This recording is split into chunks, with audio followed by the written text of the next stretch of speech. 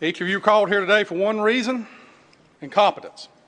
Incompetence in the law, incompetence in running jails, incompetence of handling crime, and most notably, incompetence in keeping the citizens of Mecklenburg County safe.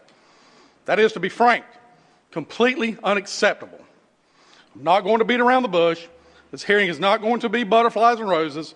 This body is going to get to the bottom of this crisis today, no matter whose feathers get ruffled or what letters get sent. Normally, your activity or thereof, lack of, is something we could chalk up as mismanagement, incompetence. In August, Irina lost her life, brutally murdered on Charlotte's light rail. This young woman had fled war-torn Ukraine to come to America for a better life. But she didn't get that experience. She didn't get to have her dream. Her life was cut short, not by one individual, but by a system that allowed career criminals to roam your streets who had 14 arrests. A system that allowed its officials to go on reality TV shows rather than patrolling the streets.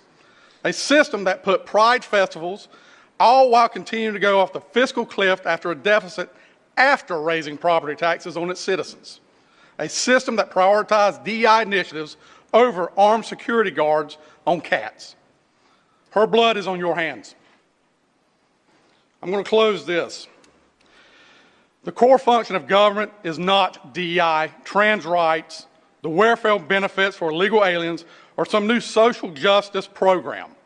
The core function is public order, safety, security. And it's the act of doing everything in your power to ensure your citizens wake up every day to feel safe. You have failed in doing that. Today, you're going to explain that to us. To address this failure, today we have from the City of Charlotte and Mecklenburg County officials.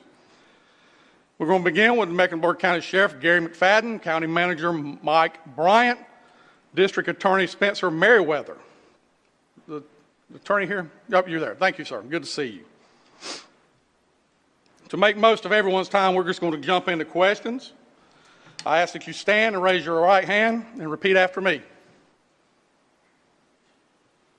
You swear the testimony today is the truth, the whole truth, and nothing but the truth, so help you God. Have your seats. Members, I know there's going to be a lot of questions, so we're going to use our normal protocol. It's going to be 3 minutes per person. It's going to be timed with everybody to have the opportunity to follow up at least once in their round of questions. Mr. Merriweather, thank you for coming today. We appreciate it. Mr. Chair. Yes. I have a procedural correct question, if you don't mind. Yes.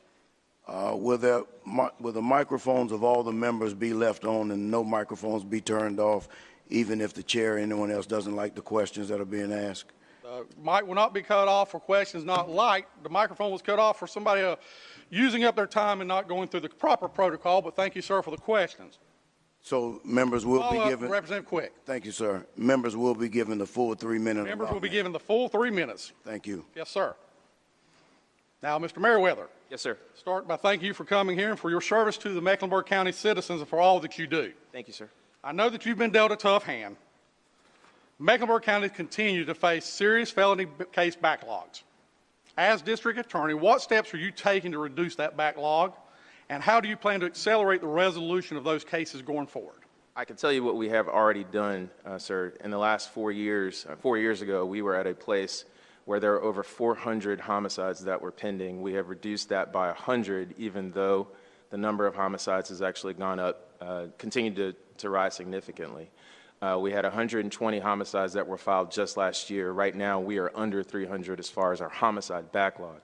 As you know, homicides are not the only cases in Charlotte that need to be tried. And so we have focused on reorganization. As a matter of fact, we've tried to hit hot spots. We've collaborated with law enforcement in particular neighborhoods to make sure that, that there is a seamless connection between what the strategies of law enforcement are, what our community, both business and residential community needs, as well as what the prosecutors in our office can do for them. That's how you build good cases, and that's how you convict the guilty. Good. Thank you for the answer, sir. As I'm sure you know, this General Assembly passed Irina's law to ensure habitual violent offenders are kept off the streets. Has that law helped your office, or do you agree with Sheriff McFadden and, quote, no good has come out of this law, no matter what anybody says, and then, quote, it was a mistake? Thank you, Mr. Chair. You'll understand that this is not the first time I've come before this General Assembly. I think the first time in a real substantive manner was with the passage of the Pretrial Integrity Act in 2023. That, as you know, created a whole class of offenses, which meant that those cases went before district court judges as opposed to just magistrates. We believe that was an improvement on the law. It also increased the likelihood that a person who committed repeat offenses or violent offenses remained in custody. We believe that Arena's law built upon the successes of the Pretrial Integrity Act. We believe that this is what the community expects from us, that if someone goes out and both commits a violent act or commits an act repeatedly, that those persons will remain in custody until their trial.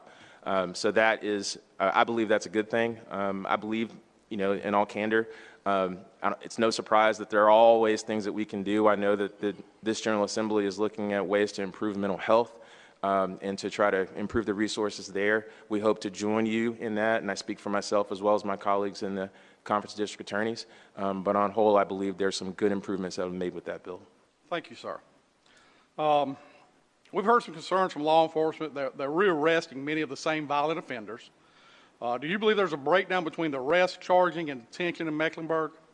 I want to draw attention to the fact that there are different standards for those things. The standard for arrest is probable cause. The standard for proving the guilt of someone beyond a reasonable doubt, the highest burden in our law, is what our prosecutors have to face. Our goal in collaborating with law enforcement is to make sure that we do everything we can to build the best cases. So if there's a reason that a case fails, we go back to law enforcement. At least it's our intent to go back to law enforcement to say how it is that we can make sure that we are convicting that person, that everyone who works in criminal justice knows is guilty of it. But maybe on that occasion weren't able to prove it. The other thing that I'll say is I don't think the members of our community want necessarily to wait on being able to meet the high burden of proof beyond a reasonable doubt before an officer makes an arrest on a case. It very well may be that, look, I need that person off my block. I know that you guys are still waiting to build reasonable doubt evidence, but we don't have it right now, but you do have probable cause and make that arrest. It's the reason why I've tried to make a distinction, and I know that our police executives have also tried to make a distinction between probable cause and between that reasonable doubt burden. Officers have a job to do, prosecutors have a job to do, and we all have to do that on behalf of the public. In your opinion, is there something that the General Assembly could do to help you with this? I do believe that when someone is arrested for repeat offenses, you want to make sure you make them count. I think one of the deficiencies for a community like ours as we continue to grow is that a lot of the quality of life offenses, there's not a lot of teeth in a lot of those offenses.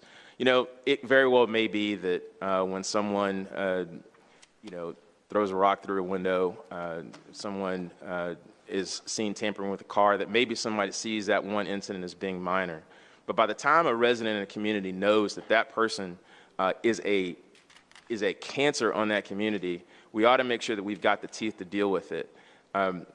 The structure of a prosecutor's job entails discretion, and we do the best that we can to try to make sure that when we are using the teeth that the General Assembly gives us, that we're using it for people who are really a problem, and for those that aren't necessarily, we don't use those teeth. But every time that we can have an opportunity to have a piece of legislation with more weight, with more teeth, it certainly helps us in exercising that discretion. Well, as leader of this House, I want to let you know that I have an open door for you. I would love to sit down with you, and I see several of your colleagues out here that come by quite often, but I would invite you to my office. Thank you, sir. And as a short session comes around, to work together collaboratively to see what we can do to put some more teeth in there. And I thank you for what you're doing. Recognizing Representative Sheetzelt this time for a question. Representative Sheetzelt. Thank you, Mr. Chair. Thank you, Mr. Merriweather, for being here this morning. I've just got a few questions, kind of follow up and build on what the chair was asking here. We've had some challenges this year with, we've had some high-profile homicides in the state of North Carolina where the individual who allegedly perpetrated the homicide has been a repeat offender and likely should have been kept behind jail, but for some reason was not. Here in Raleigh, there was a beloved teacher at Ravenscroft Zoe Welsh, who was killed by a man who had previously faced 4 felony charges, was allowed to plead down to a misdemeanor, and instead of being in jail for years, he was back on the street in a matter of months. How does this happen, I guess, is the first question. To answer that question, cases are all built on the evidence that you have to be able to prove them. Without digging into the individual file of a particular case, I can't tell you whether those witnesses that were necessary to make that case were there. And that is the reason that often can mitigate what the final result is in a crime that's committed. Quite frankly, one of the most painful things for me is when we, like I say, we know that a person is actually guilty of a crime, but then you realize that the evidence in that case falls apart from the unavailability of witnesses, and that's just kind of what it is. What you want to make sure that you do is you've got all your ducks in a row so that you can go after someone who's creating a real problem for your community. It is necessary for me to say that one of the things that we've seen is a whole host of folks who are suffering from mental health concerns, and that's something we got to deal with. You don't have to say that you are somehow not punishing people who are hurting people. You can do that. My goal has always been to make sure that if we've got mental health challenges, start addressing them when you're talking about the small stuff before it actually graduates into the kind of thing that, quite frankly, can permanently damage a family and a neighborhood. And in the wake of the... You're recognized for a follow-up. Oh, thank you, Mr. Chair. In the wake of the light rail murder of Irina Zarutska last year, have there been any changes in policies in Mecklenburg County and Charlotte-Mecklenburg County to try to keep people like DeCarlos Brown off of the street, or, again, any of these other perpetrators like we had here in Raleigh? There's no question that when you have issues of public safety and certainly repeat offenders and the like, that it captures the attention of the public. What captures the attention of the public captures the attention of the people who work in our court system, and certainly in the district attorney's office. We are the bridge, the direct bridge between the people and the court system. Unlike every other sector within our court system, we're the folks that have to answer directly to folks. So certainly there's a level of vigilance that goes up. But what I can say is that I'm proud of the efforts of my office and being able to, having had collaborated with both in our center city as well as on its outskirts, as well as our business community also, and certainly specific divisions of law enforcement to try to make sure that we are going after points of emphasis. In all candor, I've turned over documents to this committee to talk about some of the ways that we've had to be creative in addressing low-level drug offenses. We do that so that we can prioritize those target neighborhoods, those target areas. You will find that in our center city and in some other hot areas within our community, that we are seeing more cases that we are proceeding on as far as drug cases, and that includes simple possession cases, because we know that if left to its own devices, that can really spin out of control. That's the way that you have healthy interdiction on the communities, and that's the way you can stop folks who intend you harm. And time for one more question, Mr. Chair. You're recognized for another question. This is related, again, to the Chair's question earlier about what the General Assembly can do. How can we specifically assist in terms of pleading practices in order to give law enforcement the tools that they need to keep dangerous people out of the community? I'm going to use your question as an opportunity to sort of broaden the perspective and talk a little bit about the differences between the community I serve and what we're used to in the state. We're the 14th largest city in America is in my district. Most of the cities of that size across this country have a sort of a felony prosecutor, and then they have a local municipal prosecutor. The focus of the local municipal prosecutor is able to, and also serves in municipal courts, is able to focus on that quality of life stuff, on the traffic stuff, while the other felony prosecutors or the county prosecutors are focusing on felonies, violent crimes, and drug trafficking and the like. We don't have that. We're not built for that. I do think that it is at some point, maybe that's a 10, 15-year question that we've got to answer. But right now, we're not built for the kind of community that we have in Charlotte and Mecklenburg County, a community of 1.2 million people. And I know that that's also true in Wake County. The population density, the disparity in poverty, all of the challenges, quite frankly, the fact that our population swells to almost 2 million between the hours of 8:30 and 5:30, those are real challenges that hit us in a different way. Every single person, nobody comes to the DA's office to dismiss cases. They come because they actually want to uphold public safety. But I'd be lying to you if I didn't tell you that it's a heavy burden for our folks, from everything from first-degree murder all the way down to to public defecation on city streets. And being able to try to balance all of the things in between is something that's extremely significant and hits those folks in cities and in urban communities far different than it does in other places in our state. Thank you. Thank you, sir. Ladies and gentlemen, I forgot to tell you, for your viewing pleasure, you were expecting Representative Warren. He is out with an ear infection, and that's why I'm chairing today. Just so don't mistake me for the gray-headed gentleman from Rowan. Representative Ager, you are recognized for a question. Thank you, Mr. Chair, and thank you both for coming. I really just kind of want to get into the specifics a little bit of the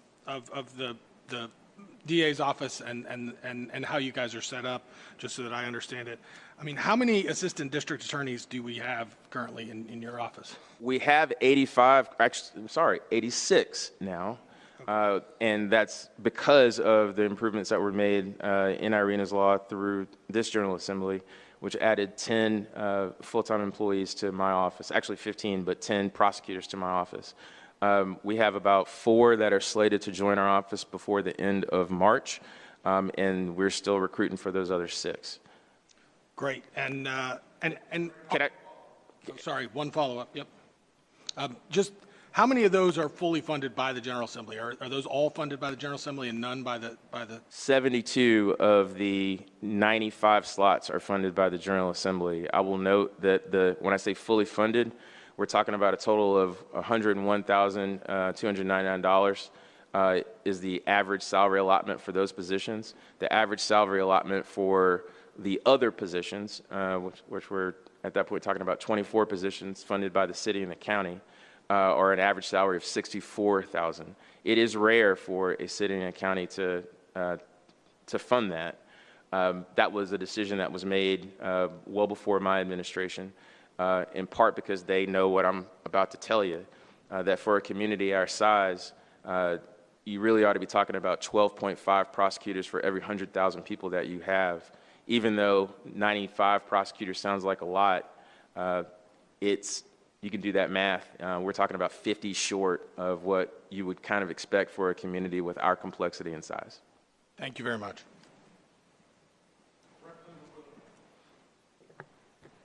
Thank you, sir. Thank you for attending this hearing, Mr. Merriweather. Yes, sir. I have a question. This is in keeping with what Representative Ager just asked you too. What specific delays in charging, trial scheduling, and case resolution have resulted from underfunding of prosecutors, of court staff in Mecklenburg County? Can you give some indication where that falls? I can, and well, obviously, the person that makes a charging decision 99 times out of 100 is going to be law enforcement. We are a different sort of state in that regard. There are places where the prosecutor sort of leads charging. We are a police filing state in North Carolina, which means that police have the ultimate decision as to what they bring to the magistrate's office and what sort of arrest they make. With that said, we do have our limitations in the prosecutor's office, but you asked a question about court staff. Part of the reason why we're not able to tackle our violent crime and homicide backlog as quickly as I would like is because it's very difficult to calendar cases in Mecklenburg County and across our state. We we have the benefit of having a public defender's office in Mecklenburg County. If 4 people rob a house, the public defender's office can represent 1 of them. The other 3, if they are indigent, meaning if they don't have money to afford their representation, have to be represented by attorneys that have been drawn from an indigent services list. For violent crimes in Mecklenburg County, there are 8 people to do that. So if you start to stretch that out over time and hope to God you don't have conflicts that arise in other ways, that means that it is very limited the number of people that you can actually calendar at one time. You also better hope that those folks aren't trying cases in Gaston County, that they're not trying cases in Union County. The number of times that I've got to call a fellow prosecutor, I think some of them can agree with me, it can get pretty bloody when you're fighting with other district attorneys over a single defense attorney. And that can create an additional challenge for the calendaring of cases. When a case is calendared in a county like ours, it really means that the stars have aligned, that your police witnesses are not in training, that your civilian witnesses are in a place where you make sure that you can actually line them up, that your defense attorney is there, that your judge can actually have a commission that lasts longer than a simple 5 days for a case that could involve 3 and 4 defendants. Those are challenges, and those are challenges that I know that people, populations in cities that are our size, probably aren't facing in other places. Follow up. Let me just ask you this. Are defendants accused of serious crimes been given pre-trial release, or their cases are being dismissed, or something that is similar where they're actually being set free? Well, if they're, I'm sorry, I didn't realize. Go ahead. If the case has been dismissed, that typically will mean that we have reached a place where we believe that we cannot proceed on that case. We can't meet our burden of proving a case beyond a reasonable doubt, and they have to be dismissed. I mean, they have to be released at that point. But other than that? Oh, other than that, well, there are people who I certainly wish were in custody that are not, if that's your question, sir. There are people who have committed violent crimes that it is the default position of my office that if you've committed a violent crime, then you ought to be in custody until your trial. We have to make that argument to a judge. A judge has to weigh both the other circumstances and evidence as well as what they believe are mitigating circumstances and the likelihood that that defendant will either cause harm while they're out in the community or the likelihood of them making sure that they're in court on the date that they're supposed to be. The judicial officials, both magistrates, district court judges, and superior court judges are the people who have that responsibility. Thank you. Thank you, sir. Representative Cunningham, you are recognized. Thank you, Mr. Chair. Mr. D.A., you talked about the quality of life issues in Mecklenburg County. One of the things that certainly I've looked at is the juvenile recidivism rate, because they are committing a lot of the crime, but they're also being able to be released because I guess we don't have a detention down there anymore. But that is one of my concerns. Where are we at on that recidivism rate for those juveniles that are out continuously violating the law? The recidivism rate, as I understand it and I don't have specific facts on this, but the recidivism rate for juvenile offenders, I believe is trending slightly down, but the seriousness that we are seeing for the people who are recommitting remains high. And I don't think there's a single person who works in the space of juvenile justice or works in our courts that would tell you otherwise. The number of times that we are seeing people, I'm not talking about under the age of 16, I'm talking about under the age of 14, who are picking up a gun and doing harm, that quite frankly, we have to make sure that we are appealing to our judicial officials to understand, we know you want to treat this person like a kid, but please don't forget about these other kids, that they are entitled to a level of protection as well. It is true that we don't want we don't want our judicial officials to have to make a decision on anything other than the safety of the community. as opposed to the availability of either space or a sufficient detention facility. That's why there is certainly a conversation about that within our district. I know that there are many resource challenges that have to be dealt with by folks who are far more qualified than me to speak on that, as far as the budget stuff is concerned anyway. Follow up, Mr. Chair. Thank you. Do you know if every court now is operating in-person court in Mecklenburg County? Every court that's supposed to be functioning, are they all functioning in person now? I know that every criminal court, because those are the ones where me and my people are responding to. I cannot speak with regard to civil. Can somebody get that for me and get it back to me? Thank you. The last follow-up, Mr. Chair. You're recognized. So it sounds like that resources, we're tight for resources. And for me, we spend $3 billion in the state of North Carolina on other individuals. When we have a homeless population in Mecklenburg County, and we have a mental health crisis that's been going on for not just 10 years, 20 years, 30 years now. So what resource would you ask for that we could help you with in the next session? I want to think broadly, probably a little bit more broadly than what would be a part of an official policy ask. We have had issues with people who are homeless and unhoused in our community. I went over to South Carolina with a delegation of folks where they have what's referred to as a homeless court. And what they are able to do within their municipal court, this is Rock Hill, by the way, what they're able to do in their municipal court is to say, look, you know, we know you're going to be held in custody for 30 days on this particular low-level misdemeanor charge, or it's going to have significant fines to it. Now, these 13 service providers, they're willing to help you, but otherwise, you got to stay where you are, or you're going to have to pay this money. Now, the backlog in their system is not nearly what we have in our county or even within our state. But the design of that localized system gives them the possibility of being able to leverage things that gets people the care that they need. We have not figured out a way to do that within our system. And I don't know whether that's going to require more flexibility created within our courts or what. But if I could wrap my brain around that, if I could wrap, you know, again, have the kind of partners that Chair Jones spoke of earlier, I think that's worth our time. I will always have, certainly with our prosecutor need being what it is, with other court positions needed within our system, I'll always have that question, and so I'll be asking that from year to year.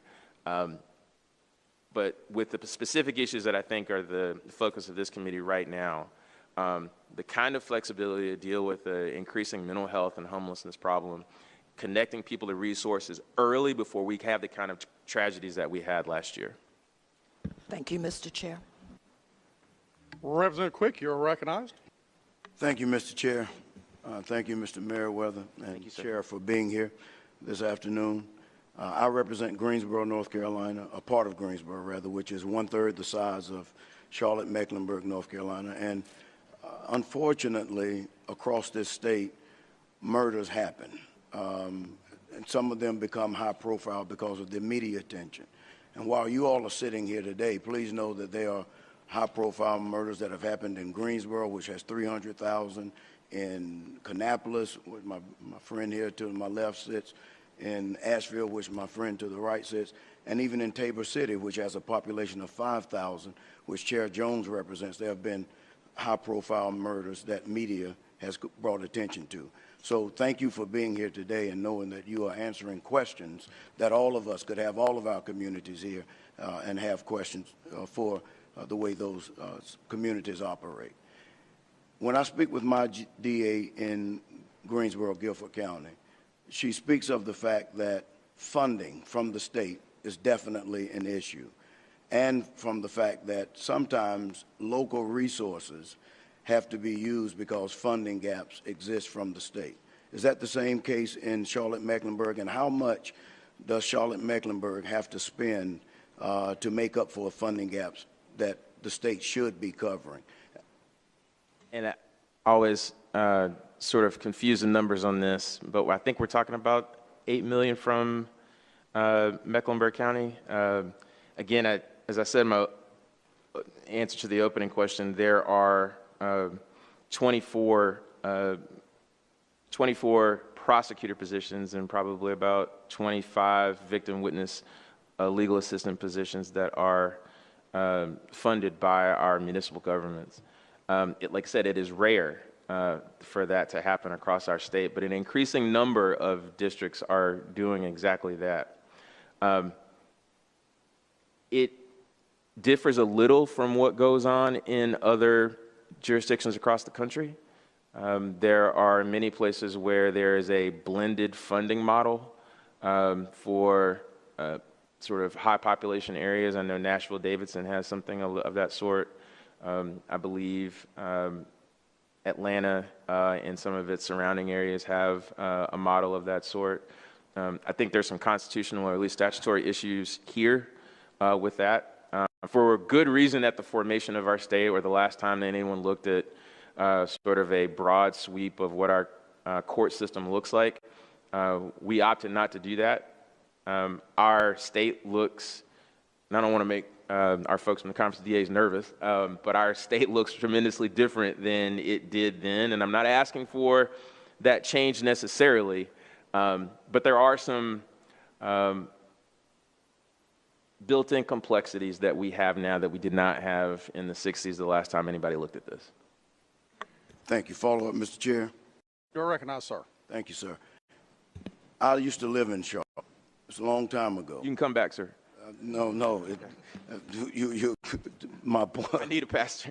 Part of my point is that the Charlotte I left in 1996. In fact, when I lived in Charlotte, the year I left, you just were awarded the Carolina Panthers. So that tells you how long that's been. When I go back now, it's not the same place. It's absolutely not the same place. The growth in Charlotte is astronomical and in a lot of ways mind-blowing.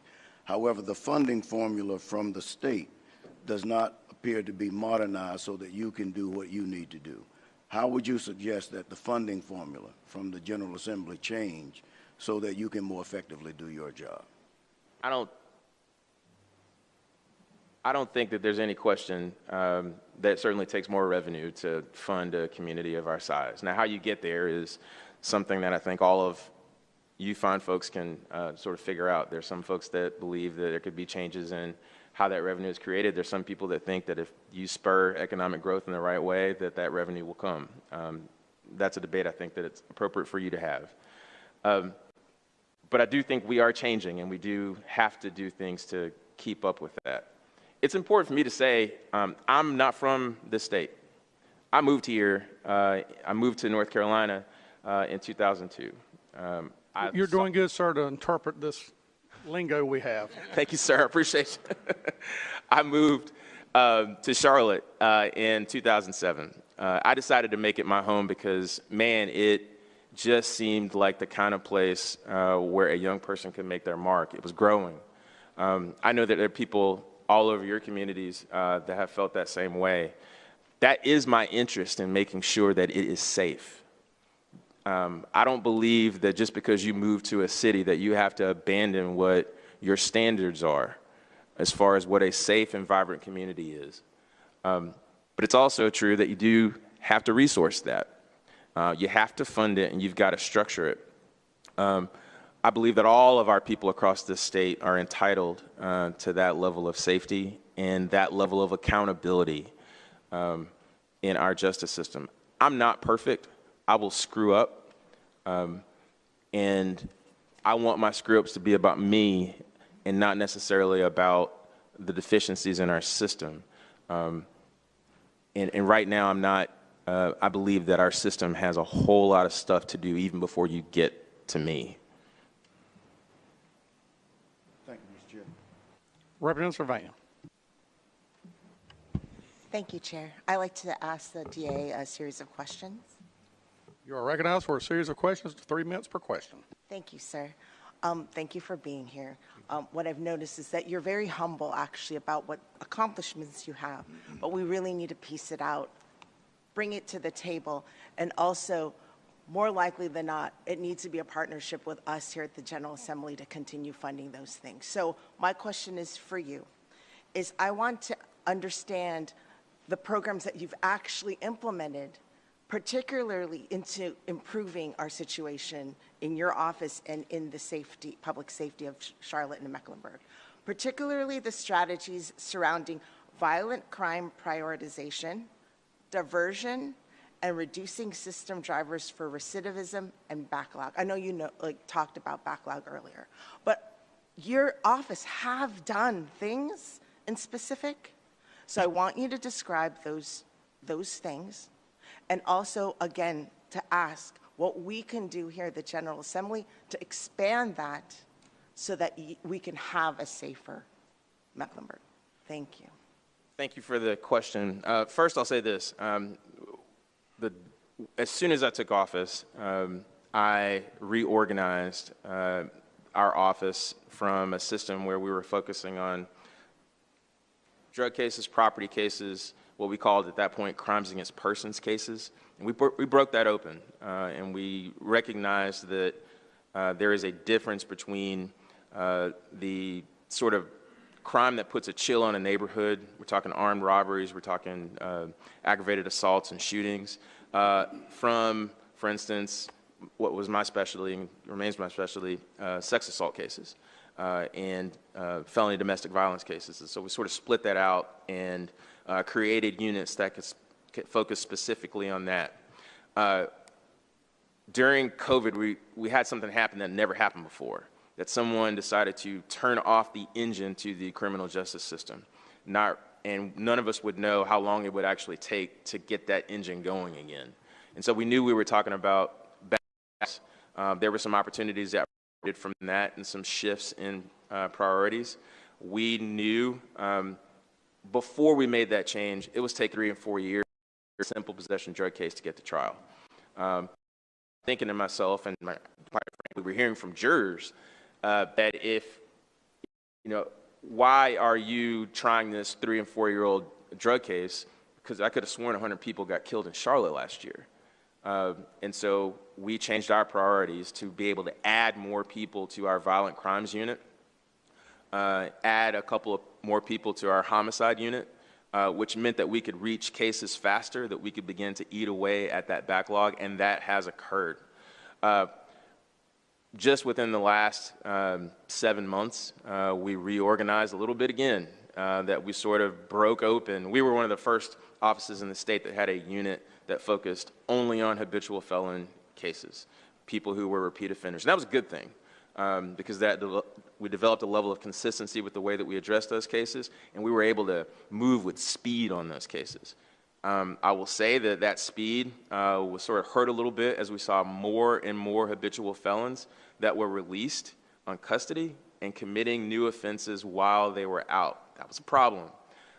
That sort of forced us to create different units that made it so that every week in Mecklenburg County, you can have a list of folks who are charged with drug trafficking, who are charged with armed robbery, who are habitual felons, and charged with some other minor offenses. And so we could have a rainbow of cases that can be tried, as opposed to waiting 4 and 5 weeks for you to get to the armed robbery that you know your community wants prioritized. That's been important. The last thing that I'll say, that with more prosecutors, well, first of all, with the prosecutors that we have that were received within, that are assigned to our office because of House Bill 307, we have been able to create some folks that, or assign some people who are focusing on our center city in particular, who are able to focus specifically on relationships with business leaders or business owners with regard to retail theft. That has been an improvement. When you have more prosecutors, you're able to have more community-based prosecutors that are working directly with police captains, that are working directly with police divisions, who are giving sort of hour-to-hour advice in the same way that we have with our violent crime unit, which has done tremendous work with our homicide unit and a sex assault unit. We want to have that for that quality of life stuff and with neighborhood-based crime. Does that answer your question, ma'am? Yes, it does. Follow-up, Chair? You're recognized for a follow-up.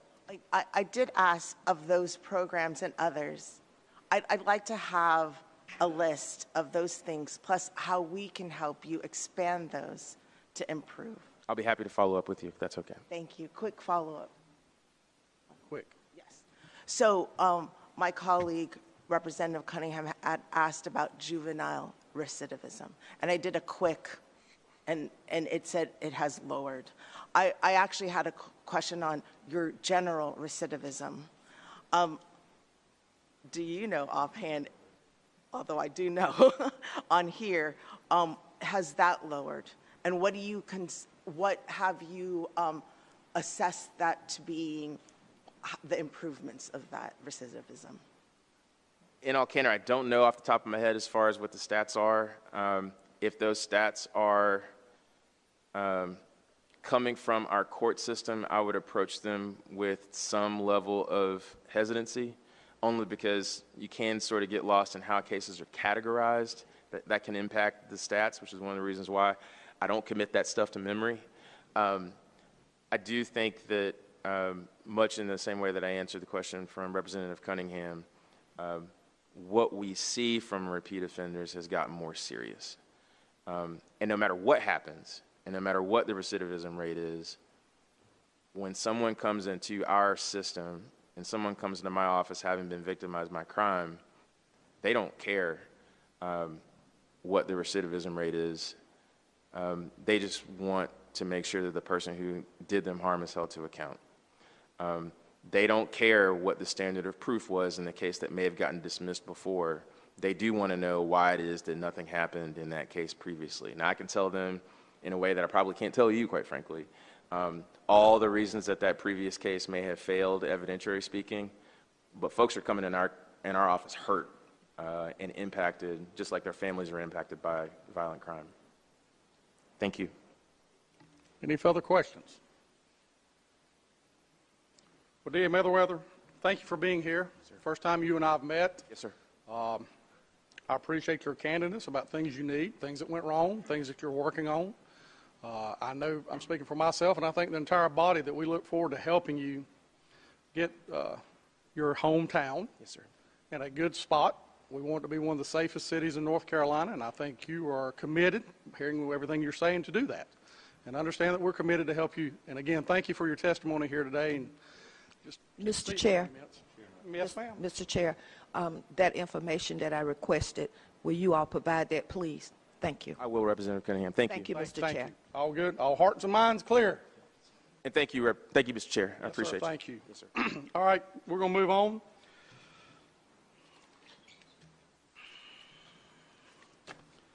All right. Sheriff McFadden. We're going to go ahead and start with the elephant in the room. A formal petition was filed against you alleging, amongst many things, poor jail conditions, a terrible work culture, riddled with retaliation, racial slurs, and bias, the misuse of public resources, and the severe allegation of extortion. I'd like to ask you a series of questions, and if your department's run properly, these should be really easy to go through.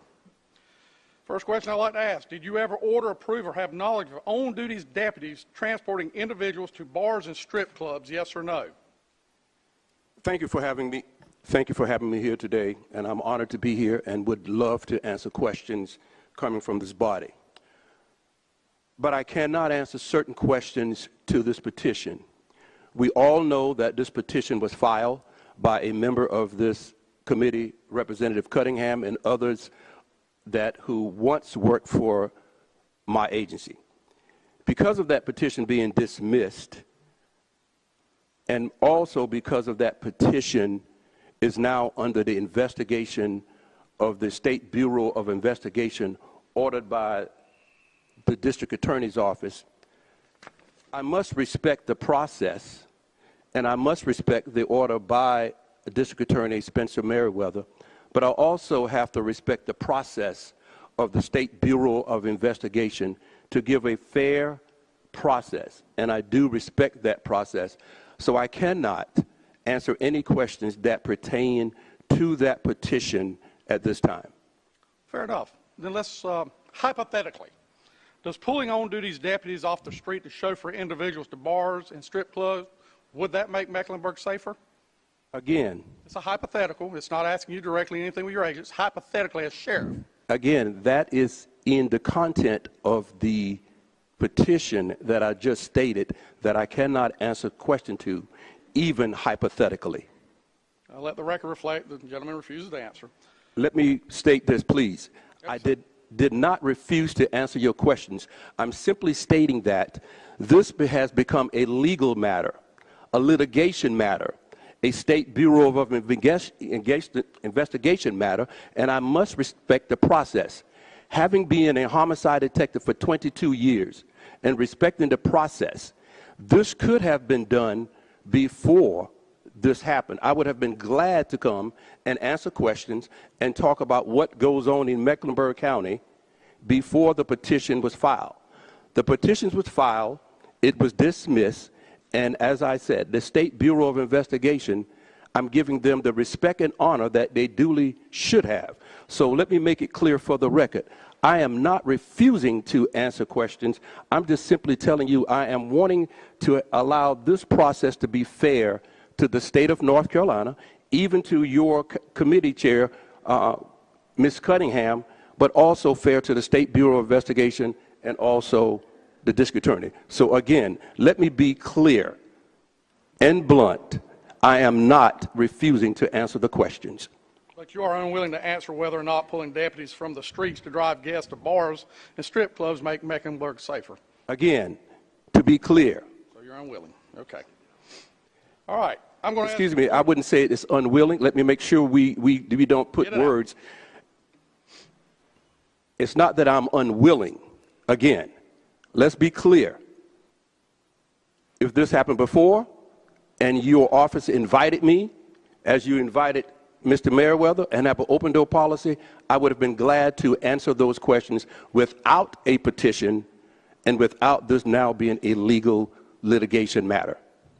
Obvious answer is no. Okay. I'm just going to ask you point blank, have you ever threatened to extort, physically extort a sitting member of this body? I will refer to my statement.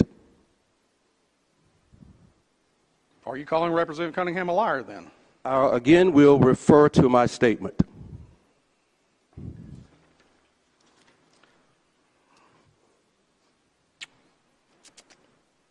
Representative Cunningham, I will yield to you at this time if you would like to ask a question of the sheriff.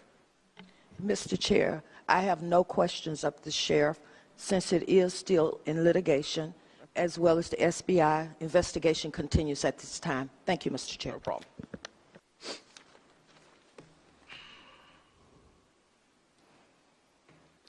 Sheriff, I would like to talk to you about your recent comments on Rena's law. In your most recent sheriff debate, you called the law, quote, a mistake, and that it, in quote, has done no good.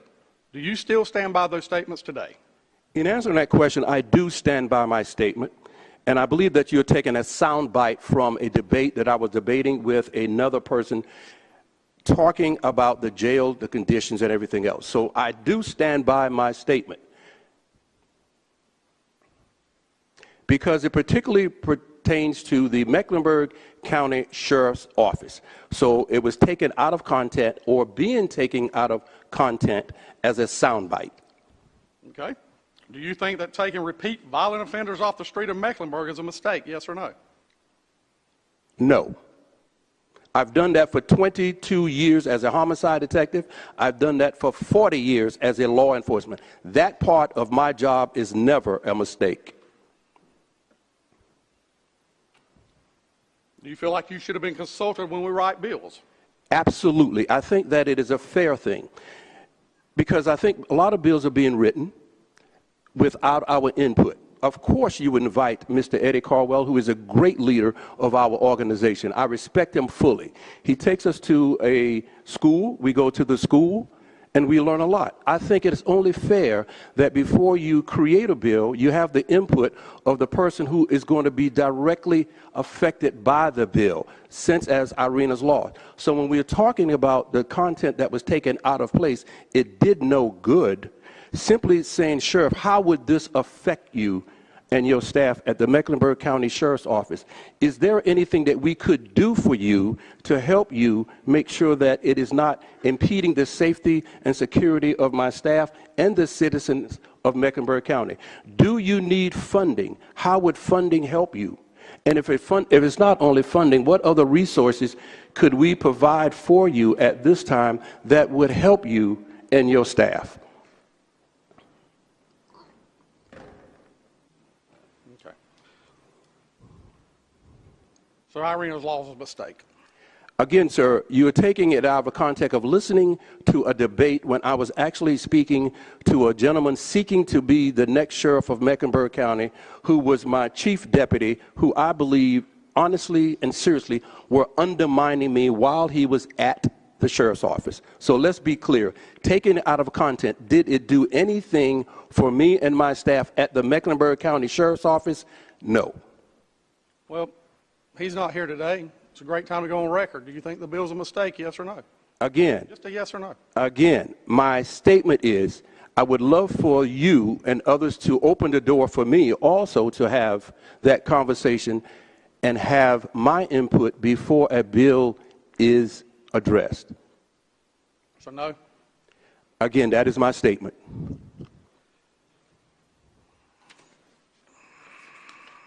Not my fault. Let's move on to ICE. I'm gonna yield right now to Representative Sheetselt. Representative Sheetselt, you're recognized. Thank you, Mr. Chair. Sheriff McFadden, thank you for being here this morning. Thank you so much.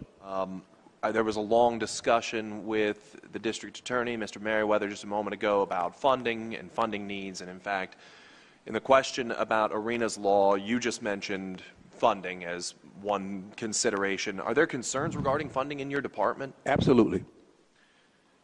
Sheriff, do you know who Sarah Kirby is? Not right offhand. So if I represent to you that Sarah Kirby is a management analyst in the sheriff's office, Okay. would you have any reason to dispute that? No. Sheriff, in an email in 2020 from Ms. Kirby, she did a review of the grants received by your office and found that you're not eligible for a number of current federal and state grants because of your policies, several policies, but specifically those about notifying ICE about releases. Were you made aware of that analysis and that conclusion? No. Did you ever direct your team to change those policies so Mecklenburg County could qualify for that funding? Not to my knowledge. Who would be responsible for knowing about that information and communicating that up the chain of command? Her chain of command.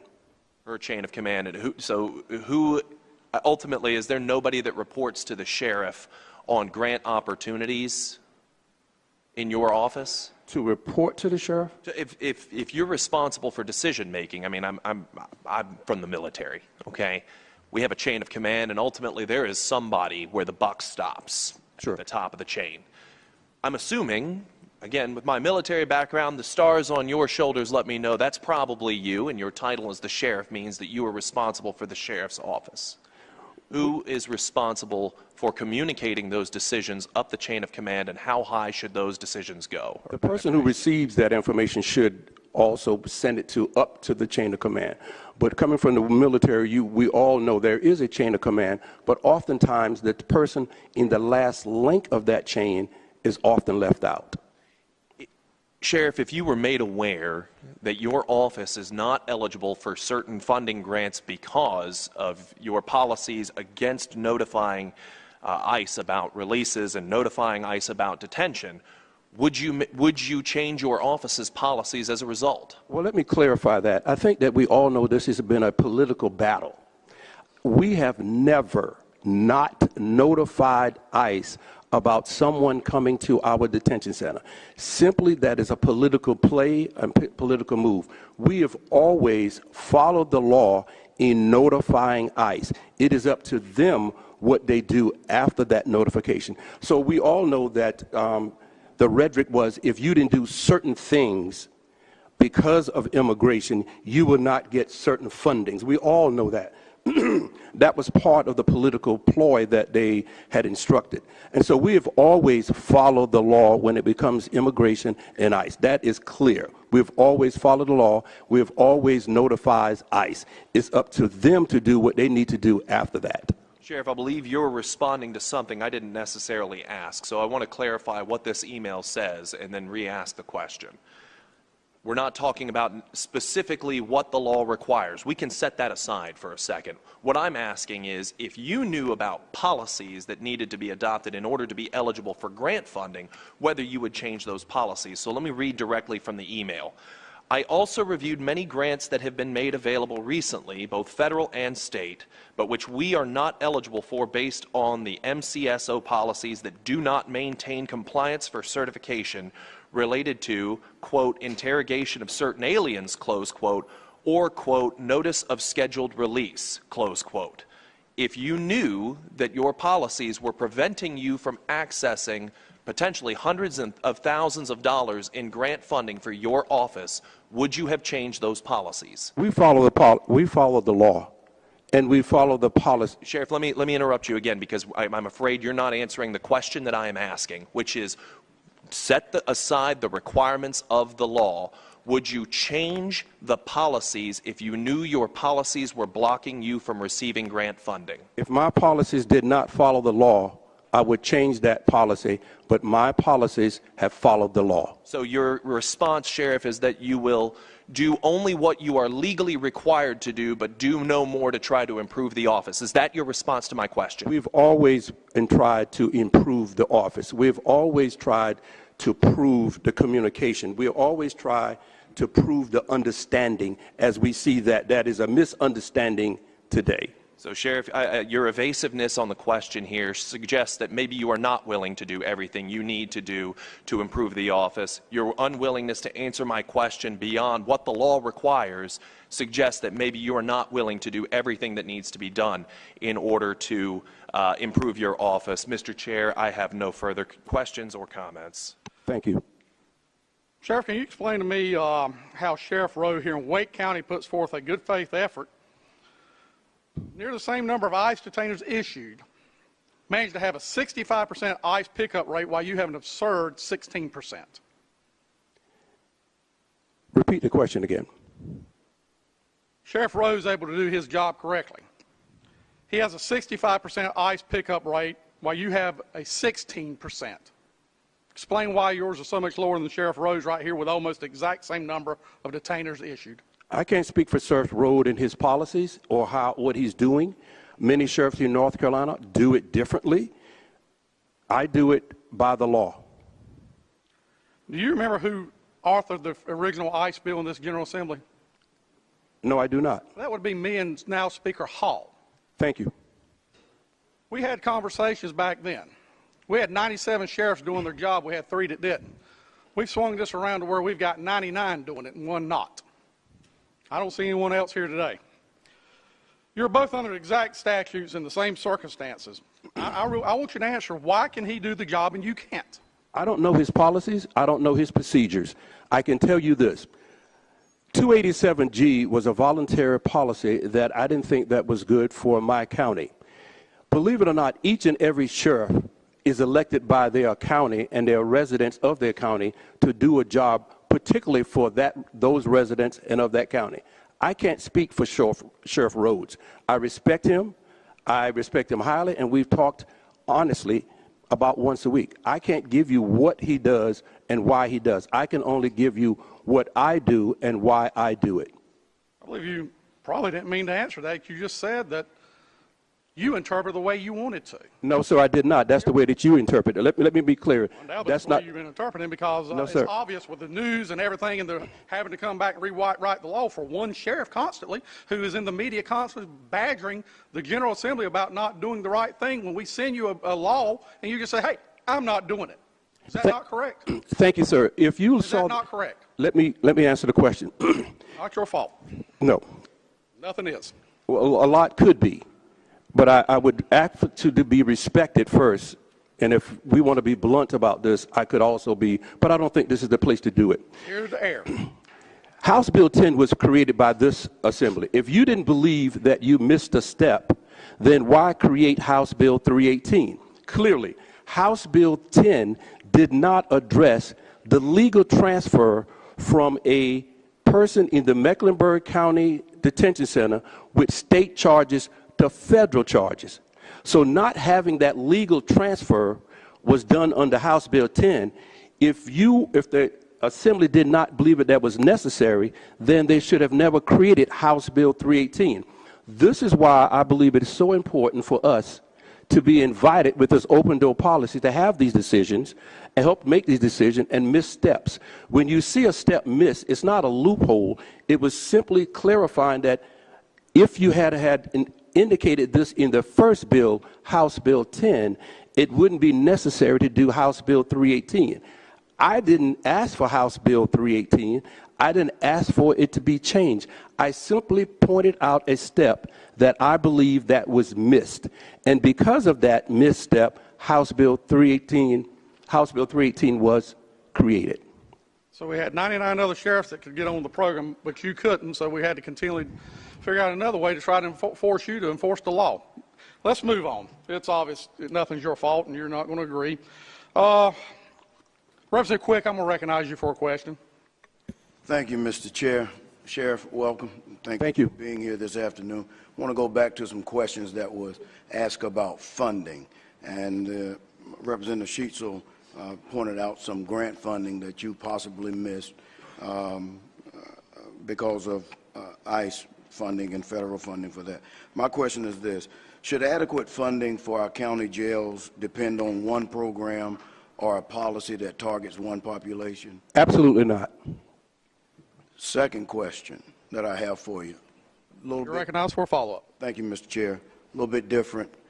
You have a lot of success in Mecklenburg County with reentry programs and getting inmates in school and educated so that we don't have this recidivism that's been mentioned before. Can you speak a little bit about those programs? We have more success than any other sheriff's office in the state of North Carolina. We have been recognized more than any other sheriff's office in the state of North Carolina.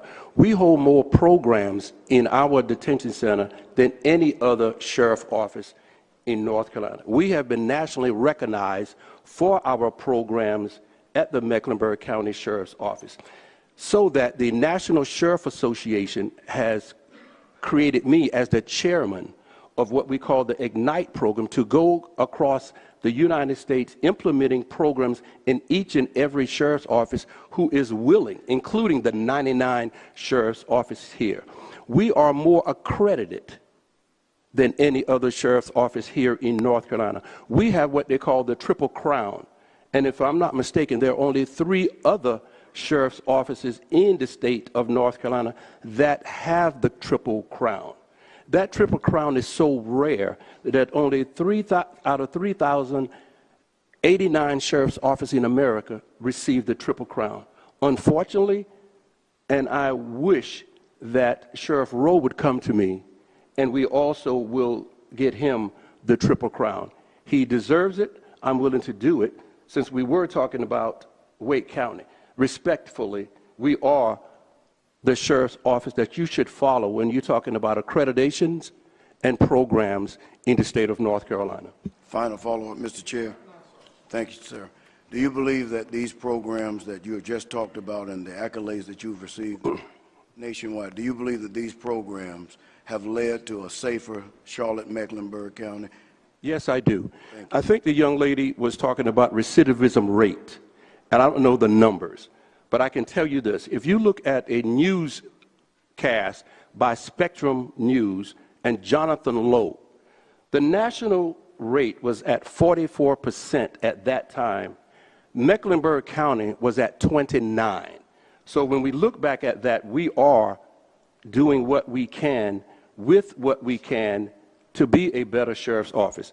We have programs that no other sheriff's office has.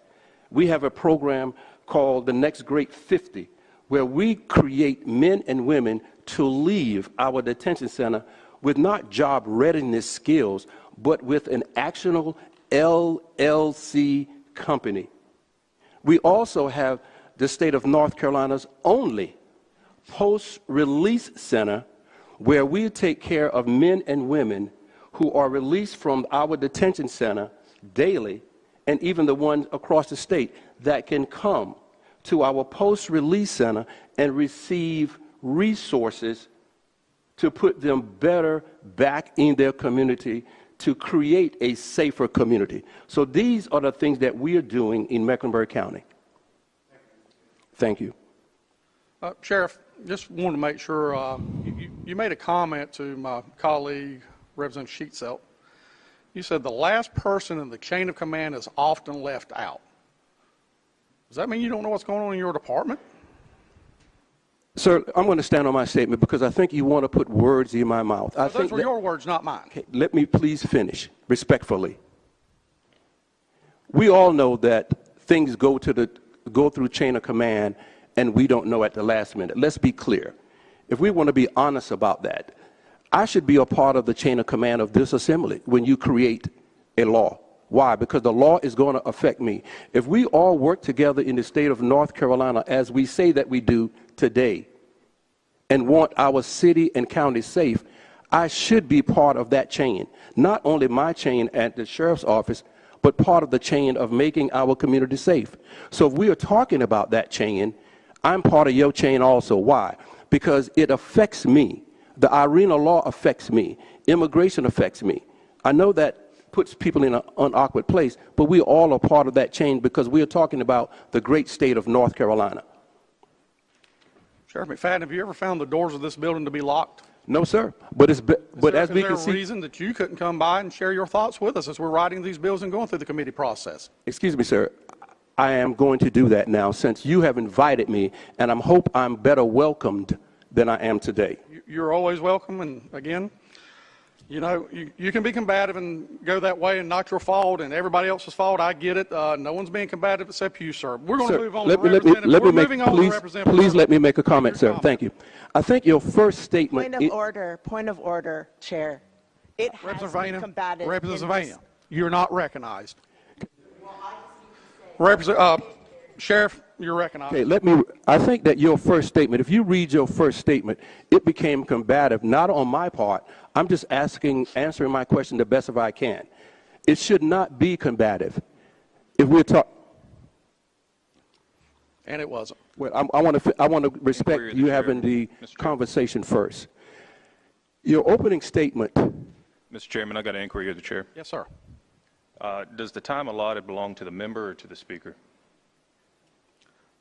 The chair is being very gracious at this juncture, and we're going to let the speaker have a few moments to express his concern to the chair. But thank you, sir. Thank you, Mr. Chair. Sheriff, you're recognized. I think the opening statement set the tone in the comments of blunt. And I have not been blunt, I have been direct. And I think that should be recognized. We all know that it has always been combative between Sheriff Garry McFadden and this body of legislators and politicians. We all know that because it's unusual for a sheriff to be outspoken. It is unusual for a sheriff to take a stance and stand on that stance and do respect the law. This is my 44th year in law enforcement, and I still will respect that oath that I took. All we are asking for is respect also. And I'm willing to come here anytime and speak to you all, and will ask, have I been invited by any of you? Have I been addressed by any of you? Have I received a letter from any of you and said, Sheriff, we are about to make a bill that will directly affect you and your staff. Sheriff, we're going to invite you to talk about a bill that we know that potentially has your name on it because we have said that in the media. So I'm looking for the invitation because the invitation goes both ways. And I respectfully ask for that invitation and would respectfully come here, but it cannot be combative. It just cannot be, because we all say that we're wanting safe and secure cities and counties and states. But is that the way that we are displaying this today? No, I'm not combative. I'm respecting the law. Simply by asking me questions, knowing that I cannot answer them because of the legal matter, litigation, and all that is present. We know that. We all know that. And having a member of the committee of part of that is not a potential witness, but is a witness to this litigation. It simply should not have been addressed. And so it's not that I'm not answering questions. It's just not the form that you want me to answer them in. We all know that. Let's be honest. It is different. It is different than I am different than most of the other sheriffs. I am the first African-American sheriff in Mecklenburg County. That itself comes with a burden. We were called every name before we got here as black sheriffs, the woke sheriffs, those sheriffs. Compare me with other 99 sheriffs. I'm elected by the county that I'm in. Most of you all, or some of you all, could never be elected in my county, and I could never be elected in your county because your county has a different view than my county. So let's be honest with that. I am the elephant in the room, but I'm the proud elephant in the room, and I will always be the proud elephant in the room and the state. And it is not the great state of Mecklenburg. We are just a county. That is something that has been dubbed. If we can move away from all of that rhetoric, we could be better. But will we? We still want to put us on blast, but I don't think that is what this state needs and certainly does not deserve. Thank you.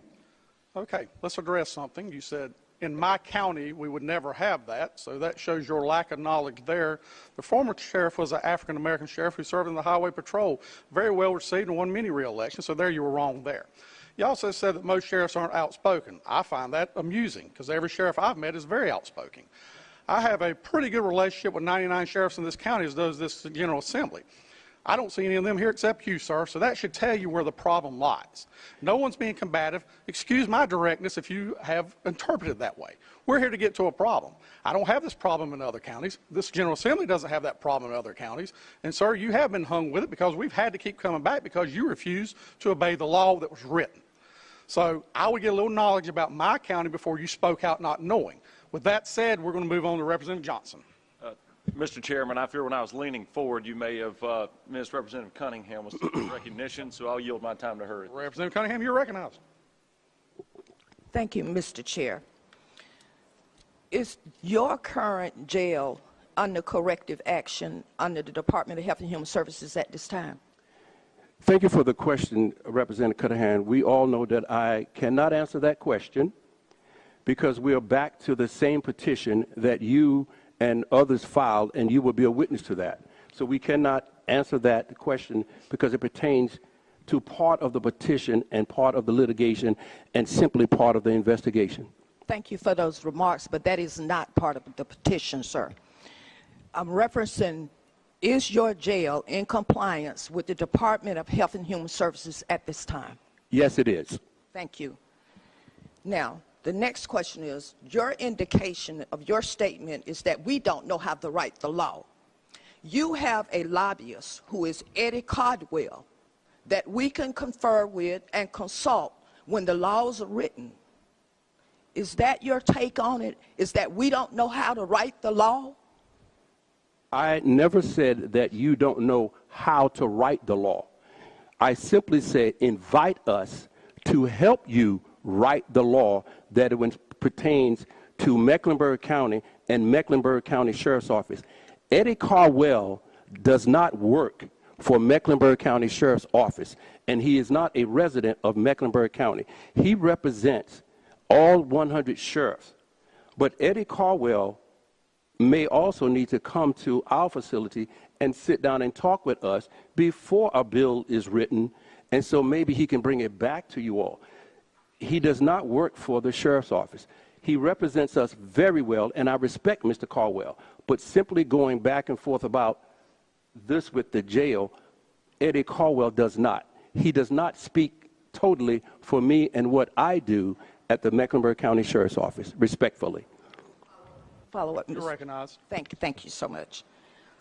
The last thing that I'm going to bring up is about the music studio inside of the jail. We have a music studio, and I guess they rapping or something in there.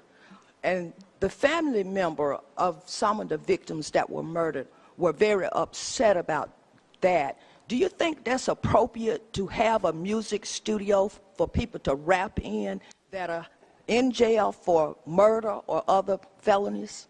So let me put the content into better content. Every single one of us in here listens to music. Every single one of us in here take music into our lives. That's part of rehabilitation for us. I have directly spoke with that family member about that person being displayed as someone inside our detention center simply just making music. It is part of rehabilitation. You can look at many studies and see that music helps us. So we're taking this out of content of one particular thing. We should be talking about the mental health that we incorporated inside a detention center. North Carolina first mental health institution inside of a detention center. We don't talk about that. We talk about something that could bring a negative light. Let's talk about the RISE program, that now that the Mecklenburg County Sheriff's Office takes on the responsibility of 36 other counties for mental health. We did not ask for funding in any of that in the beginning. So simply just putting this music studio as highlight, we should highlight all that we do for the good of helping young men and women be rehabilitated. And if the door is completely open, then we will take on the task of how to better. We will welcome how better we could help our men and women. Thank you. Thank you. My last question. You are recognized. Thank you, Mr. Chair. We've had 21 deaths in the Mecklenburg County Jail. 2 additional jail inspectors I got, because not just Mecklenburg County Jail, but over 70% of jails across the entire state fail inspection because of different reasons. The building is old or different things are going on inside. Most of these deaths were overdoses or suicides. Do you think that we needed some more jail inspectors or not? Well, thank you for that. And Ms. Cunningham, thank you for bringing that up. Excuse me, Mr. Chair, it's Representative I'm sorry, Cunningham. Representing Thank you, Cunningham. sir. Thank you, thank you, ma'am. And I'm Sheriff McFadden. Thank you. The jail inspectors is of great need, but if we are following what we believe that we are following is this. You have a jail inspector that openly lied about his inspections. We have a jail inspector that openly lied about his inspections. I wrote a letter to the state. I wrote a letter to Governor at the time, Governor Cooper, and I wrote a letter to the Attorney General, and I wrote a letter to DHSS about this inspector who lied about inspections and created his own list of inspections for the Mecklenburg County Detention Center. We do need reliable, truthful, and professional inspectors to inspect our detention centers. That's what I would ask for us to do. Thank you, Mr. Chair. I'm finished. Thank you, Representative Cunningham. Not my fault, not my fault. Representative Sheetsell, you're recognized. Thank you, Mr. Chair. I just want to revisit some things that were said a few minutes ago, Sheriff McFadden, specifically with regard to the General Assembly's, not necessarily your words, but paraphrasing you, our duty to consult with you as we write the law, and these are your words, placing yourself in the chain of command as we write the laws. Sheriff, my old boss liked to quote Article 1, Section 35 of the state constitution. A frequent recurrence to fundamental principles is absolutely necessary to secure the blessings of liberty. So let's talk about some of those fundamental principles. Are you familiar with Article 1, Section 6 of our Constitution, which is the separation of powers clause? I'm familiar with that phrase. Are you familiar with what section or article of the Constitution that forms the office of the sheriff? Yes. Which article is that? I don't know the article, but I know that I am a It's Article 7. Okay, please let me finish. I just asked you if you knew which article, and you said you didn't know specifically which article, so I'm telling you it's Article 7. We are the Article 2 branch in the state government. Our job is to write the laws, and we do so in consult, not for one county, although we do pass local bills. This discussion hasn't been about local bills. This has been about public bills that generally apply to all 100 counties. And we consult with a representative for the sheriffs.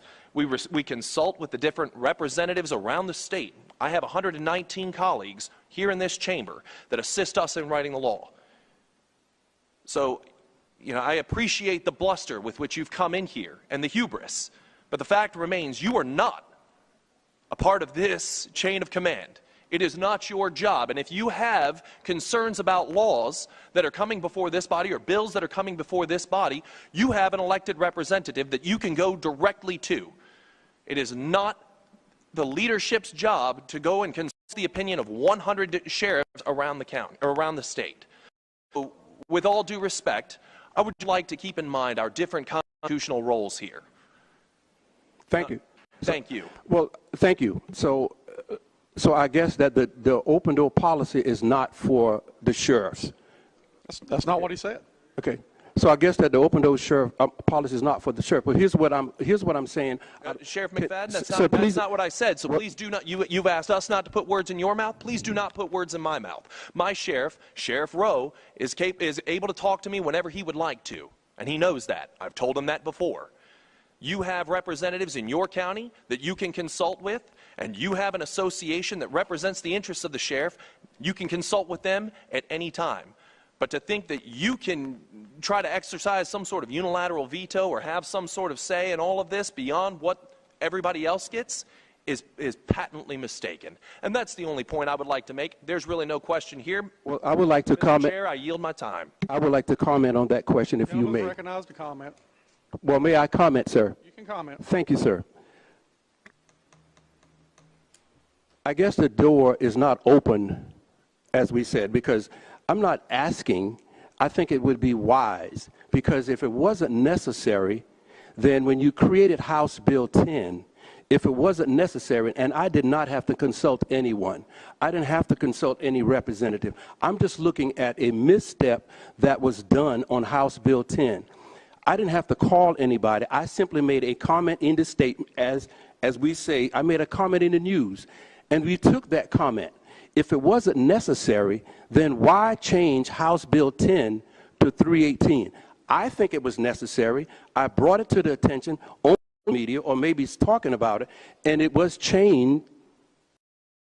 It was changed from House Bill 10 to 318. So if it wasn't necessary, then why change it? By simply listening to what I said, that you missed a step of getting someone transferred from the state, who with state pending charges, over to federal pending, possibly federal civil charges.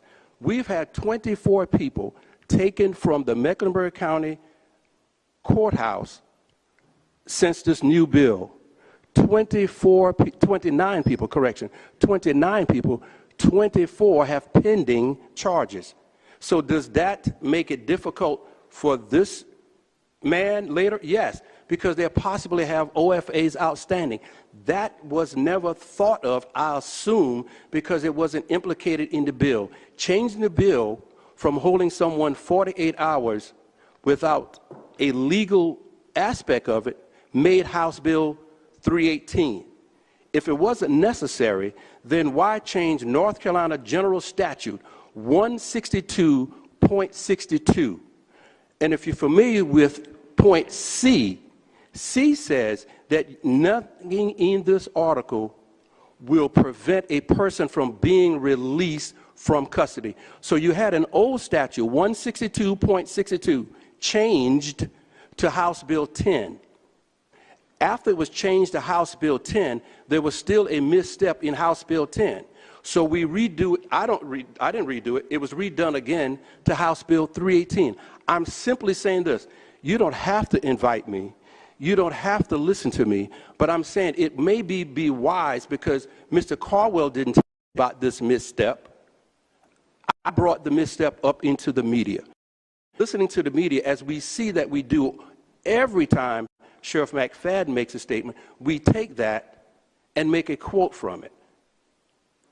I'm simply saying it would be wise to talk to the sheriffs that who are directly affected and who directly will deal with this every day. Mr. Caldwell doesn't. I do. Respectfully, thank you. Representative Johnson. Thank you, Mr. Chairman. And Representative Sheetzelt is a fine attorney, and I am not an attorney, so my cadence may be a little bit different. You're just going to have to bear with me. I'm going to reference an email that you were on with your chief counsel and I believe chief financial officer, Chief Collins. You were on an email in August of 2022. Are you aware of the email I'm referring to? No, sir, I'm not. I believe we can get that pulled up. We have a great IT chair in this body, and I think we can get. He does an outstanding job. He does a great job. So we have that email now pulled up before you. In this email, I believe it's referenced that the compliance rate with ICE, and this from an editorial from a UNC professor, was 33%. And I don't want to put words in anybody's mouth. I'm just going to read what the quote was. Your counsel said, "That strikes me as way wrong." If that number is way wrong, and this is referring to the numbers ICE detainer requests in 2019, if it's way wrong, is the real number higher than that, lower than that? What does that real number look like? In the request? In the ICE compliance rate leading up to that email in 2022. I'm not sure what you mean by compliance rate. Cooperating with ICE. We've cooperated with ICE. I don't think anybody can say that I have not followed the law. Cooperation and following the law is slightly different. Cooperation to what someone's opinion is, that's cooperation. Following the law. So you would say the number is higher or lower than 33%? In what? As far as cooperating with ICE, in the sense of what we consider legal now. Cooperating with ICE. Was it legal then? I'm not sure your question. I'm sorry. I'm sorry. Well, would you guess now your rate is higher or lower than 33% cooperating with the law? We've always cooperated in the law. We've always cooperated with ICE under North Carolina General Statute 162.6. So we always cooperated. It is the number that you may be. Let me specify that. Complied with detainer requests from ICE. Complied with detainer requests from ICE. Would you say that number is higher or lower than 33%? When you were in this email, when he said, because he's clearly saying in this email, 33% is not right and way wrong. So that means way wrong in the low direction or way wrong in the top direction of complying with ICE detainers specifically. He's looking for a number, sir. I don't have that number. If you're looking for a number, then I don't have that number, because what we're saying is complying with detainers. We accept detainers each and every time. Let me put it in this content. When a person is arrested in Mecklenburg County, no matter what they're arrested for, every single person comes to Mecklenburg County and asks 3 questions pertaining to their citizenship. With 287G, with House Bill 10, without House Bill 10, without 318. Each person is asked 3 questions. Once we find that that person citizenship cannot be verified, what we call query or pin ICE. ICE then has a person to send a detainer over. A detainer is not signed by a judicial or a legal document, in my opinion, because it's not a legal document. We receive it, we acknowledge it, and we file it in our office before 318.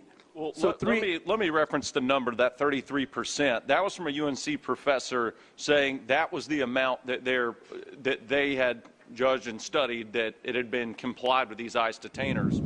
So here's the issue, and here's the bigger issue, that if that was when it was voluntary, because this was before these laws were put in, we passed them when they were implemented, that was voluntary. Fast forward, so now we're fast forwarding to 2025, and this is from your own office in December of 2025, that out of the 445 detainers that you received that year, ICE had only picked up 72 people. It's about roughly 16%. So I guess the real question is, if your cooperation was higher or lower, we're not sure, we haven't gotten a real answer there, higher or lower, I mean, are they failing to show up, or are you inflating the numbers? There's only so many ways that can go. ICE picks up people who they want to pick up. I can't tell them who to pick up. They are at liberty to pick up anyone from the Mecklenburg County Detention Center if they have the legal right and documents to pick them up. And see, here's where I'm having a hard time, because we just established a little bit ago that Wake County is, what, 65%? 65. And we're talking about 16 here. So what that's telling me is it's not ICE not showing up. It's not a failure on the part of ICE that they're not showing up. That these numbers are simply inflated, or the perception of an inflated number, that it was 33% when it was voluntary, and now it has dropped to 16% based on your office. I mean, these are either, the numbers have either been inflated somewhere in reports to us, or there is an active attempt to not comply with the law. That's what I'm seeing in these numbers. There is no attempt not to apply with the law. Let me make sure we understand that. That is what we want to believe, or that is the platform that we have done since I've taken office. We have always complied with the law. I can't tell you what ICE is doing or not doing about picking them up. I can tell you this. As of October 17th, having a meeting with ICE in my office for the very first time, face-to-face, because I invited them there, I wrote them a letter and said, look, we simply cannot operate in this manner unsafely in Mecklenburg County any longer. I classified this thing that we had where they fought somebody in a duck pond, ICE agents fighting someone in a duck pond. When I was at the National Sheriff Association a couple of months ago, and the two people lost their lives at the immigration camp in Dallas, I told every sheriff there, we need to go back to our agencies and do whatever we need to do to simply work together to make our cities and counties safe. On October 17th, ICE came to my office. We provided them documentation of the guidelines and procedures that we wish that they would follow so we can have a safe and a better working relationship. I can tell you, since that time, it has been better and the communication has been better. But we're simply looking at this. Back then, it is a different immigration than it is now. They simply may not have the time. I can't answer that. Maybe ICE should have been invited here to answer that question on why they couldn't pick someone up. They are in our custody. They are there. They are notified that they are there. I can't speak to ICE why they didn't or did not pick up someone. I think there's a fair discrepancy in that number of 65 to 16% with the same amount of detainers put out. That is, that to me is just absolutely unacceptable to be that low. And I'll yield now and may circle back with some follow-ups. Thank you, Mr. Chairman. One comment. Let me say this. We want to compare Wake County to Mecklenburg County. We are two different counties. We are two different populations. Their murder rate may be different than my murder rate. It's different. We cannot say what one person is doing in one county compared to other counties. We are the same, particularly the same size. Are we different? Is the industry different? This is a tech city. Mecklenburg County is a banking city. So when we compare that, Sheriff Rowe is different from Sheriff McFadden. Sheriff McFadden is different from Sheriff Rowe. Although that we are duly elected sheriffs, we operate differently. But simply making it seem like I'm doing something wrong or fudging the numbers is not true. I want to make sure that we understand that. It's not true. And so although we are similar in size, our crime could be different. Our administrators could be different. Our demographic can be different. We simply can't say because of what Sheriff Rowe is doing. Sheriff Rowe doesn't have a post-release center. Sheriff Rowe doesn't have what we have inside of ours. Sheriff Rowe is not a triple crown. So Sheriff, I would highly suggest that when we ask this question again, going forward about the 33%, we need an exact number. We need a north or south of that. Nod and I have no idea what our compliance rate is. Well, I thank you. If we had, we complied to every single thing that you asked us to do, even to the last minute. If we saw that there was a discrepancy during that time, I think that someone could research that and present that to me to say, just simply saying it could be fudge numbers or couldn't be fudge numbers. If you had the time to ask for it, simply you could ask somebody to research it with everybody that you have here to research it, to bring the numbers and say, let's find an answer. But simply making it seem like I'm fudging or someone is fudging the number, I would not accept that. And I can't accept that on the back of my county. I cannot accept that. Thank you, Mr. Chairman. Thank you. Well, Sheriff, what's not different is 441 to 445. Pretty close in numbers. 65%, 16%. With that being said, what is your detainer number as of today? I have no idea. You're the head of the agency. You have no idea what your detainer number is. If I knew, I can find out for you if you need it. You were coming to this committee. You didn't think that was a good idea to know? Sir, I believe just it was. asking. I think it's a good idea for me to speak clearly and honestly to you. If you had that number and you should have said, bring me your detainer number, we were receiving requests until 5 o'clock on Saturday. If you said, bring me the detainer number today, we would have that. Your invitation instructed you to be prepared. I'm moving over now to Representative Pirtle. Thank you, Mr. Chair. I have a brief comment and then a series of questions. Thank you for being here today, Sheriff. Thank you, sir. As a retired police chief, I've been fortunate enough to get some successful legislation across the finish line that benefits both law enforcement and the people of the state of North Carolina. And in doing so, I've developed relationships with chiefs and sheriffs across the state, come through my office right regular, simply because I'm a former police officer.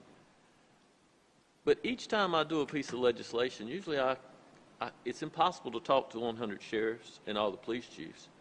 So I have a great relationship with Eddie Caldwell and Fred Baggett with the Chiefs Association and Chuck Spahos with the Conference of District Attorneys. And I rely on them to represent the district attorneys, the sheriffs, and the police departments across the state when I had this conversation. So it kind of catches me a little off guard when I realize that I probably should have worked you into that conversation as well, because it's my understanding that that's exactly what the Sheriff's Association is supposed to do. But my questions deal more with, I want to talk a little bit about the jail. Sheriff McFadden, is it fair to say, or would it be correct to say, that you're the constitutional officer responsible for the safety and welfare of every person in your jail? Yes, it would be. That responsibility includes ensuring adequate staffing, proper medical care, and required safety checks. Would that be a true statement? Yes, it would be. Sheriff, for the audience here today and those at home watching, do you have any idea how many inmates died in the Mecklenburg County Jail under your predecessor, Sheriff Carmichael, who served from 2014 to 2018? I don't have that number. Would it surprise you to know that there was eight deaths in that 4-year period? And before him, Sheriff Bailey had 8 deaths over a 7-year period. So that's a total of 16 deaths in about 11 years. Sheriff, my question for you is, how many people have died in your jail since you took office in 2018? It would be 21, I believe. 21. Okay. In a recent interview on television, you talked about, it was confronted with that number. I think your statement was, you kind of got defensive and you said, did I cause their deaths, or can I prevent those deaths? Sheriff, my question to you is, as the sheriff of Mecklenburg County, with your constitutional responsibilities, can you prevent those deaths? So let me answer this in this way, and I still will stick with my statement. I cannot talk about these incidents that happen because it is a legal, ongoing, and litigation matter, and I'm going to respect the investigation, and I'm going to respect the litigation. All right. But let me say this.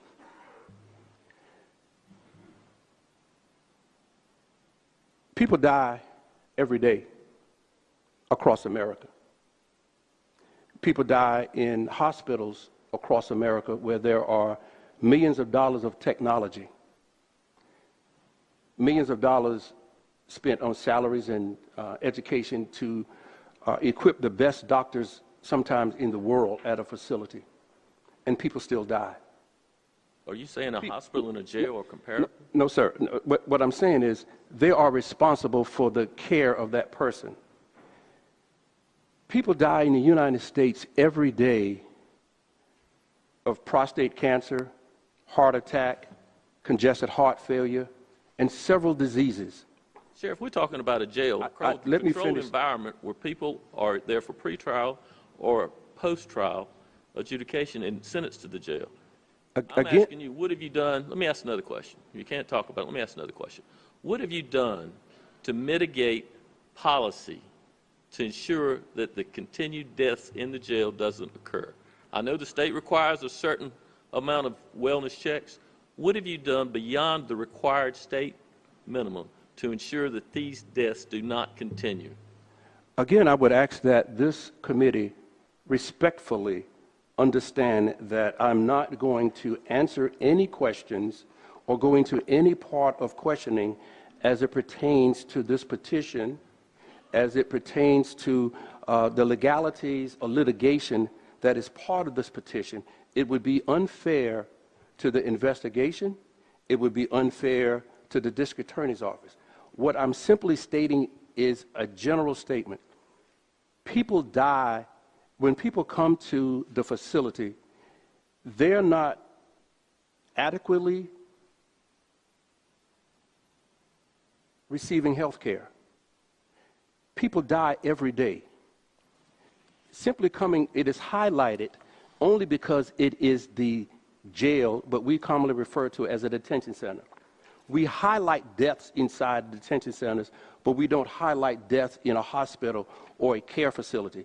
Simply coming to a facility of incarceration, including our prisons, people still enter in poor health, in poverty, disease, long-time health care. You said earlier that your responsibility was to provide proper medical care. Mr. DA, is this particular line of question have anything to do with the petition itself? I said, Your Honor, here's where we are, you know. Let me say this. The sheriff has counsel. He has counsel both within his agency as well as individual counsel president. He is correct that these broadly there are matters that are under investigation by the SBI.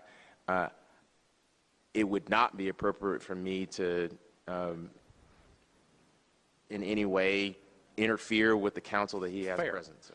Ask another question. I'm not an attorney. We just want to be truthful and get truth. Is jail deaths an administrative function of the sheriff's office? Is that something the sheriff should know? As far as shoulds? Just jail deaths. Is that an administrative function of the sheriff's office? Anything that goes on in the four corners of any of our buildings is our responsibility, and that would include the sheriff and the jail and me and my office and the like. So if you had 74 deaths in the DA office, it'd be fair to ask you a question of what was going on there, wouldn't it? I would have an expectation to answer specifically as a policy matter for whatever questions that you have. Mr. Chair, if I could say... Not trying to put you in a box. You answered what I need. Thank you, Mr. Merriweather. Thank you. Representative Pearl, you are recognized to finish your line of questioning. Thank you, Mr. Chair. I guess my question would be, let's put it another way. What have you shared with the great people of Mecklenburg County that your strategy is to prevent this deaths in the jail from continuing to happen?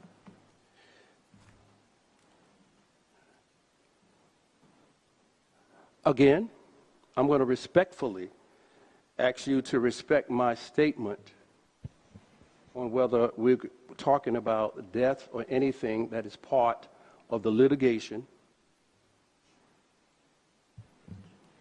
of the ongoing investigation. We can talk about deaths in general and the health and welfare and the poverty that we receive people in. And that is where I will leave it.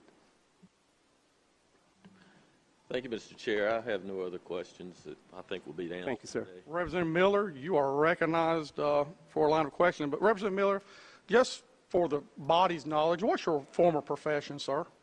Chief Deputy, Brunswick County Sheriff's Office. So you have a pretty good understanding how sheriff office works? I do. Thank you, sir. And unfortunately, I know how a jail works, Sheriff. It's a full-time job to keep a jail running. But I appreciate you being here today. And I have the utmost respect for the office of sheriff. But Sheriff, state inspection reports found that in 4 of 5 deaths in 22, that you had officers that either falsified or failed to conduct required safety rounds. Were you aware of that finding? Yes. And what actions did you take, if you can? Again, I'm going to refer you also to my previous statement. We are still getting into litigation, lawsuits, and an investigation. Prior to this, we could have asked us any questions, and I would have been invited. If I was invited, we could talk about it. But simply trying to find another way to maneuver for me to talk about this petition is not going to be acceptable to me, because we have the person, one person here, Representative Cunningham, is part of that petition. And as you can see, everything hangs on the words of Sheriff McFadden, whether it's in the media, whether it's on social media, or anywhere else. So I have to understand that doing this investigation and also the litigation proceedings, that I will be asked, as I'm being asked today, of what I have said during a debate or a hearing or anything else. I respectfully ask for that. Okay, let's try it another way. What is the state requirement for inmate checks per hour?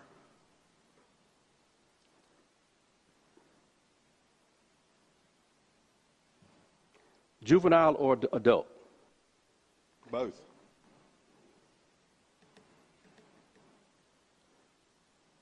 We're getting to the same thing. I'm going to say it again. No, sir. No, sir, we're not. Okay. State jail inspectors come. They download your I forget the name of the system that you do the checks with. How often are you required by state code to check on an inmate? It goes back in a leading question. That's a leading question into another question, if you want to be honest. Just answer the question, sir. I'm answering the question again. I'm answering the question again.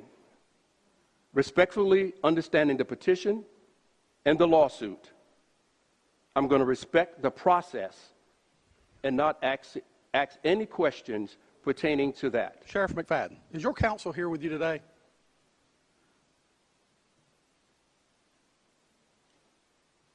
I believe you know that answer. No, sir, I don't. I don't know them. Is your counsel with you today?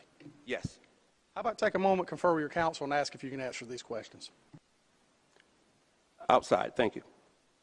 5-minute recess. We'll start back at 8 after.